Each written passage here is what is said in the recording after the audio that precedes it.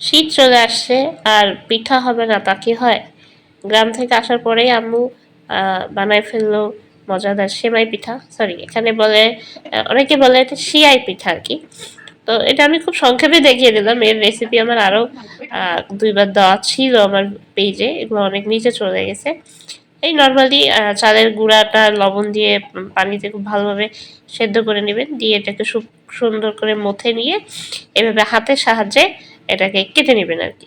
এই জিনিসটা যাদের হাতে অনেকের হাতে আছে অনেক সুন্দর হয়, আবার অনেকের হাতে আছে খুব ভালো একটা হয় না।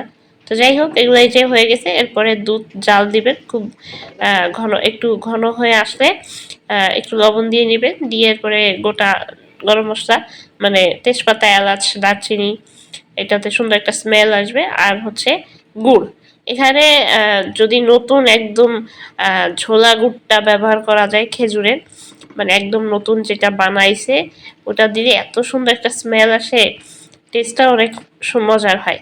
এরপরে এই পিঠাগুলো এখানে দিয়ে এটাকে বেশ সুন্দর করে নেড়ে নেড়ে রান্না করতে হবে। কিছু সময় এটাকে রান্না করে নিয়ে এর ভিতরে নারকেল দিয়ে দিতে হবে। নারকেলের পরিমাণ আপনি যত বেশি দিবেন এটার স্বাদও অনেক বেশি মজা হবে। প্রতিটা বাইটে বাইটে নারকেল থাকবে, অনেক মজা লাগে। তো এই যে হয়ে গেল সেমাই পিঠা রেসিপি। আজ এই পর্যন্তই। সবাই ভালো থাকবেন। আসসালামু আলাইকুম।